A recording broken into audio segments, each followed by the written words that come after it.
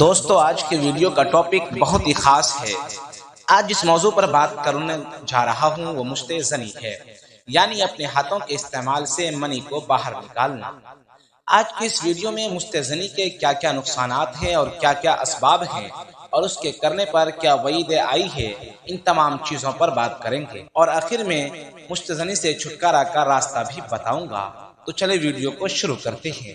پیارے ناظرین، آج اس پرفتن دور میں موبائل، انٹرنیٹ اور ٹی وی وغیرہ پر بے حیائی کے مناظر دیکھ کر نوجوان کی ایک تعداد مستحزنی کا شکار ہو جاتی ہے۔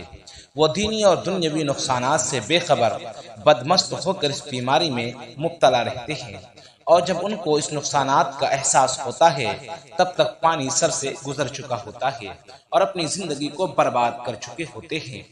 آج اس خبیث کام سے جتنا ہو سکتا ہے پردہ اٹھانے کی کوشش کریں گے۔ سب سے پہلے ہم مستحزنی کے حوالے سے اپنے نبی صلی اللہ علیہ وسلم کا فرمان سنتے ہیں، پھر اس کے بعد وعید اور نقصانات جانیں گے۔ آپ صلی اللہ علیہ وسلم نے ارشاد فرمایا، اپنے ہاتھوں سے نکاح کرنے والا ملعون ہے۔ اللہ تعالیٰ کل قیامت کے دن مستحزنی کرنے والے کی طرف نگاہ رحمت نہیں ڈالیں گے اور ان کو جہنم کی وادی میں ڈال دیا جائے گا۔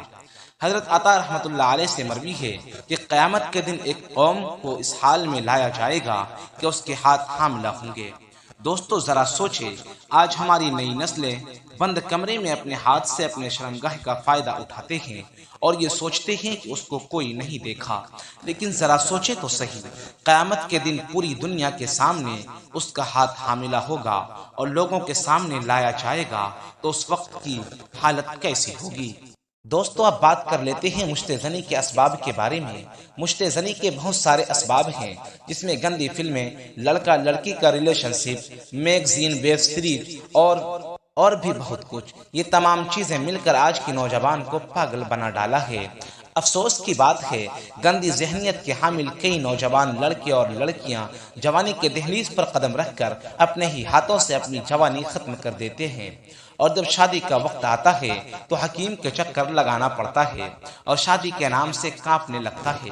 پیارے دوستو، یہ چیزیں ابھی آپ کو بہت اچھی لگ رہی ہوگی، لیکن شادی کے بعد آپ خون کے آنسو روئیں گے اور کوئی پرسان حال نہ ہوگا۔ مستحزنی کے 26 نقصانات ہیں۔ 26 نقصانات میں سے جو اہم نقصانات ہیں وہ میں آپ کے سامنے پیش کرتا ہوں۔ مستحزنی کرنے سے دل کمزور ہوتا ہے۔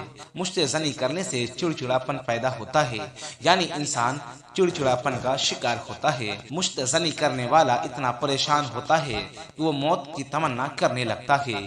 انسان شادی کرنے سے گھبراتا ہے، اور بھی بہت سے نقصانات ہیں۔